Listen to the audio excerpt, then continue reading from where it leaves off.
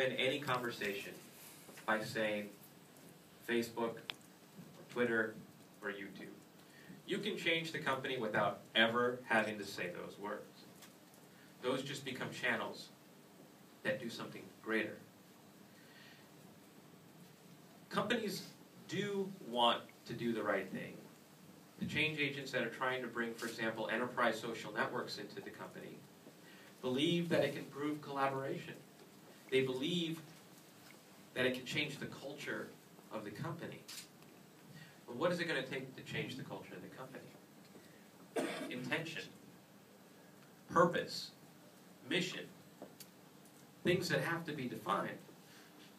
My colleague at Altimeter Group, Charlene Lee, she wrote a report about enterprise social networks. And one of the things that she had found is that a lot of times they're deployed within the company to do good things, to improve culture, to get people talking and to collaborate.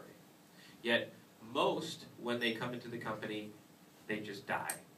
They don't get adoption. They don't demonstrate value because it was deployed. Here is our enterprise social network. Leadership didn't say, here's our enterprise social network and here's what we're trying to do with it. Here's how we are going to win or how we are going to succeed. And it's the same approach that they bring to Facebook, that they bring to Twitter. But it's not about conversations. It's not about funny cat videos on YouTube. It's about doing something that matters, that's important. And as I was writing the book, I realized we just had the wrong approach to this all along. It wasn't because of social networks. It was because the change of customer behavior, which in turn is the change of employee behavior. And I want to share a little bit of this with you. Because when we end today, we'll have 10 steps of what we need to do when we get back to the company, but it starts here. Businesses are structured. They work to reach this customer. They read magazines, they watch television, they go outside, they talk to one another in the real world. They make phone calls. They're not really going to change that much. Then you have this digital consumer. And these are people that our business has really tried to get to know over the last 20 years.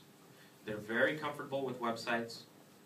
They're very comfortable with Google. In fact, they start most of their searches to make a decision on Google. They're on social networks, but they're not necessarily fully social. And then the latest category, this is the one that we have to understand, is the connected consumer. They have their mobile phone, they have their iPad. Some of you are sharing this moment right now because we are always connected. And it isn't just about this moment. It's about how you see the world and how you share it with everyone to which you're connected to. This is a totally different mentality. How the connected consumer makes decisions, how they learn, how they share, how they connect and communicate is nothing like the digital or the traditional consumer. Yet we're using all of this technology to try to reach everybody. It takes an understanding of the bottom in order to truly connect with them, which means that to innovate internally and to innovate externally, we have to first understand their behavior, which is why I study what I call the dynamic customer journey now, full time, because it's changed. How are they influenced? What are the new touch points? How do they find you? How do they make decisions in your favor? Because they're not influenced the way that other customers were. And if I had to show you one visualization of this connected consumer, it's this app. This app turns the camera on your phone so that you can text and walk and not hit anything. This is how they see the world. It's easier to do this than to not connect.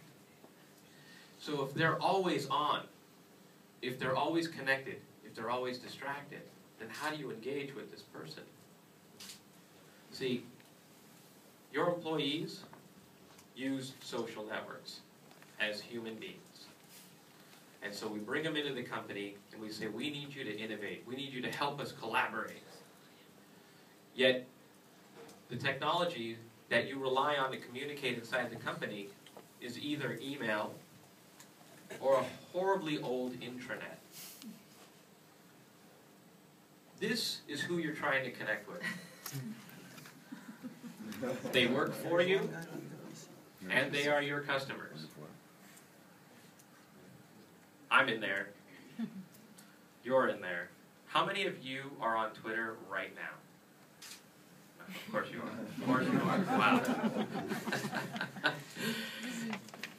That's an important question, because that's the visualization, right? I mean, you should think about this room from my vantage.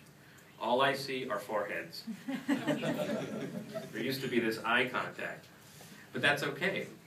I accept that. Let's pretend I am a business. And I can say, oh, customer behavior isn't changing. They just must have really important emails to check. Everybody has to check their emails. They are listening to me, though.